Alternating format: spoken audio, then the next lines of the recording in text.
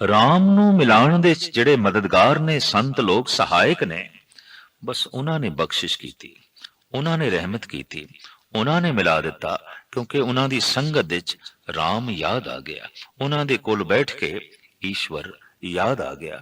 ਇਸ ਵਾਸਤੇ ਭਗਤ ਕਬੀਰ ਤੇ ਸਾਫ਼ ਕਹਿੰਦੇ ਨੇ, ਕਬੀਰ ਸੇਵਾ ਕੋ ਦੋਨੋਂ ਭਲੇ, ਏਕ ਸੰਤ ਏਕ ਰਾਮ, ਰਾਮ ਜੋ ਦਾਤਾ ਮੁਕਤ ਕਾ, ਸੰਤ ਜਪਾਵੇਂ ਨਾਮ।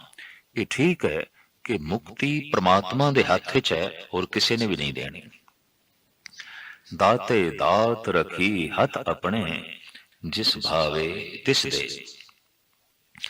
ਪਰ ਦਾਤੇ ਦੇ ਹੱਥਾਂ ਤੱਕ ਪਹੁੰਚ ਸਕੀਏ, ਦਾਤੇ ਦੀ ਦਾਤ ਪ੍ਰਾਪਤ ਕਰ ਸਕੀਏ, ਉਸ ਦੀ ਸਿਫਤ ਤੋਂ ਸਲਾਹ ਕਰ ਸਕੀਏ, ਉਸ ਨੂੰ ਜਾਣ ਸਕੀਏ, ਸੰਤ ਮਦਦਗਾਰ ਨੇ।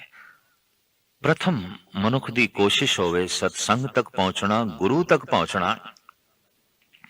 ਫਿਰ ਗੁਰੂ ਦਾ ਇਹ ਕੰਮ ਹੈ ਅਭਿਆਸੀ ਨੂੰ, ਸਾਧਕ ਨੂੰ ਰਾਮ ਤੱਕ ਪਹੁੰਚਾ ਦੇਣਾ, परमात्मा तक पहुंचा देना। तो संत सहाई राम के कर कृपा दिया मिलाए, सेज सुहावी सर्ब सुख हुण दुखा नाही जाए। हिरदे दी सेजा हुण सुखा नाल भर गई है, सुहावनी हो गई है, हुण दुखा लई कोई थां नहीं रही। दरअसल मनुख तन करके ते इतना पीड़ित नहीं है सारी दुनिया विच जितना मन करके पीड़ित है। तन दे तल ते इतने रोग नहीं जितने मानसिक रोग ने। ये तन करके इतना दुखी नहीं है जितना मन करके है। तो हिरदे दी सेजा दे उत्ते साहिब कहंदे ने सुख ही सुख प्रगट हो गए। इस वास्ते सेजा सुहावनी हो गई है। हुण दुखां लई कोई थां नहीं रही, कोई ठिकाना नहीं रहा। नस वंजो किल वेखो करता घर आया, ऐ पाप ऐ दुखो नस जाओ भज जाओ। हुण हिरदे दी सेजा ते आनंद दे सोमे, आनंद दे दाते, आनंद दे सागर परिपूर्ण परमात्मा आण बिराजे ने। उहदे गुणां दा वासा हो गया। हुण तुसी रुखसत होवो, हुण तुहाडे लई कोई थां नहीं, हुण तुहाडे लई कोई ठिकाना नहीं। इच्छ पुनी वड भागणी वर पाया हर राय। साहिब इत्थे फरमान करदे ने वडियां भागां वाली इस जीव रूपी कामण दियां सारियां इच्छावां दी पूर्ति हो गई। दरअसल इच्छा दा पूर्ण होना, इच्छावां दा पूर्ण होना नहीं है, परमात्मा दा मिलना ही सारियां इच्छावां दी पूर्णति है। सब्बे इच्छा पूरियां जां पाया आगम अपारा। जैसे उस अगम दी प्राप्ति होंदी है, परमात्मा दी प्राप्ति होंदी है, मानो सारियां इच्छावां दी पूर्ति हो गई, सारे सुख प्राप्त हो गए।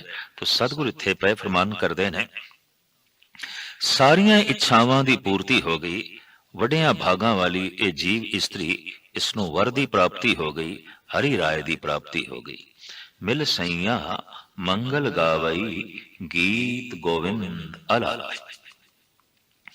ये जीव रूपी इस्त्री हुण साध रूपी सहेलियां विच बैठ के प्रभु दे मंगल गा रही है, ईश्वर दी धुन अलाप रही है।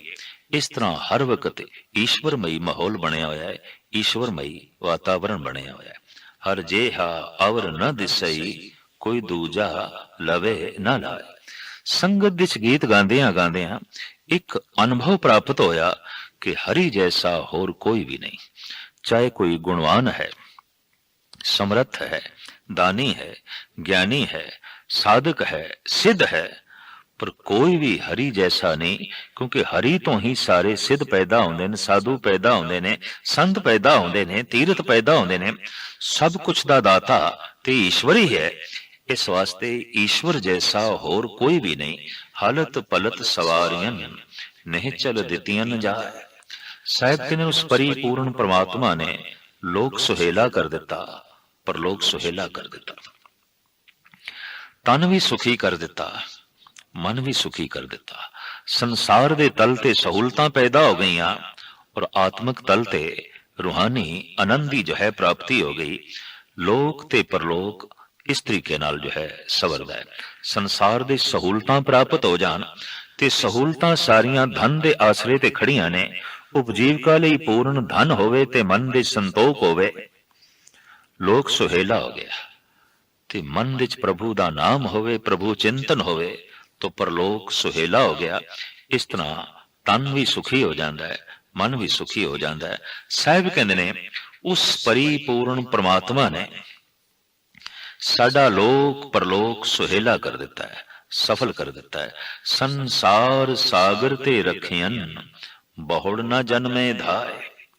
ਸੰਸਾਰ ਦੇ ਚ ਇਹ ਜੋ ਚੱਕਰ ਦੀ ਤਰ੍ਹਾਂ ਬਾਰ-ਬਾਰ ਆਉਣਾ ਸੀ, ਜਾਵਣਾ ਸੀ, ਆਉਣਾ ਸੀ, ਜਾਵਣਾ ਸੀ, ਔਰ ਉਸ ਚੱਕਰ ਦੇ ਜੋ ਅਸੀਂ ਪਏ ਹੋਏ ਸੀ, ਜਮ ਜਮ ਮਰੇ ਮਰੇ ਫਿਰ ਜੰਮੇ, ਬਹੁਤ ਸਜ਼ਾਏ ਪਿਆ ਦੇਸ ਲੰਮੇ। ਇਹ ਜੋ ਇਸ ਚੱਕਰ ਦੇ ਚ ਭਟਕਣਾ ਹਮੇਸ਼ਾ ਦੀ ਬਣੀ ਹੋਈ ਸੀ, ਉਸ ਪਰਿਪੂਰਨ ਪ੍ਰਮਾਤਮਾ ਨੇ ਇਸ ਚੱਕਰ ਦੇ ਚੋਂ ਕੱਢ ਦਿੱਤਾ ਹੈ, ਇਸ ਸਾਗਰ ਤੋਂ ਪਾਰ ਕਰ ਦਿੱਤਾ ਹੈ। ਮੁੜ ਕੇ ਜਨਮਾਂ ਦੀ ਧਾਵਣਾ ਨਹੀਂ, ਜਨਮਾਂ ਦੀ ਭਟਕਣਾ ਨਹੀਂ, ਉਹ ਚੱਕਰ ਨਹੀਂ। ਜੇਵਾ ਏਕ ਅਨੇਕ ਗੁਣ ਤਰੇ ਨਾਨਕ ਚਰਣੀ ਪਾਏ। हे ਪਰਿਪੂਰਨ ਪ੍ਰਮਾਤਮਾ, ਤੇਰੇ ਗੁਣ ਤੇ ਅਨੇਕਾਂ ਨੇ, ਪਰ ਤੇਰੇ ਗੁਣਾਂ ਦਾ ਉਚਾਰਨ ਕਰਨ ਲਈ, ਕਥਨ ਕਰਨ ਲਈ ਮੇਰੇ ਕੋਲ ਰਸਨਾ ਸਿਰਫ ਇੱਕੋ ਹੀ ਹੈ। ਇਸ ਵਾਸਤੇ ਪੂਰੇ ਦੇ ਪੂਰੇ ਤੇਰੇ ਗੁਣ ਆਂਕਣੇ, ਬਿਆਨ ਕਰਨੇ ਬਹੁਤ ਔਖੇ ਨੇ, ਬਹੁਤ ਔਖੇ ਨੇ। ਰਸਨਾ ਇੱਕ ਹੈ।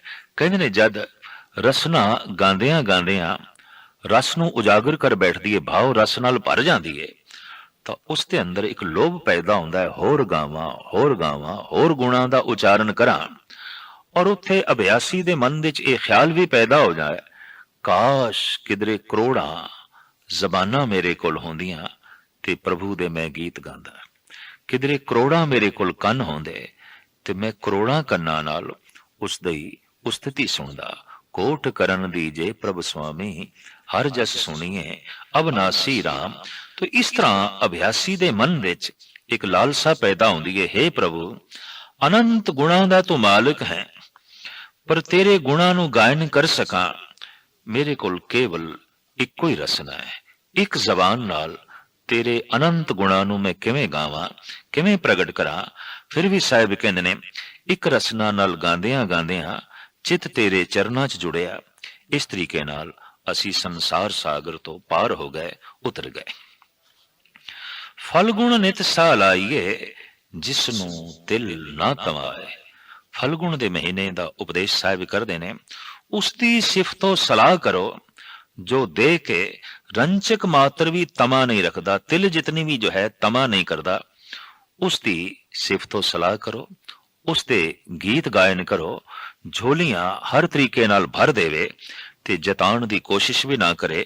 ਐਸਾ ਜਿਹੜਾ ਦਾਤਾ ਹੈ ਪਰਿਪੂਰਨ ਪ੍ਰਮਾਤਮਾ, ਫੱਗਣ ਦੇ ਮਹੀਨੇ ਵਿੱਚ ਉਸ ਦੀ ਸਿਫਤੋ ਸਲਾਹ ਕਰਾ ਤਾਂ ਫਿਰ ਇਹ ਸਾਰੇ ਦਾ ਸਾਰਾ ਮਹੀਨਾ ਸੁਖ, ਸ਼ਾਂਤੀ, ਚੈਨ ਤੇ ਆਨੰਦ ਨਾਲ ਬਤੀਤ ਹੁੰਦਾ ਹੈ।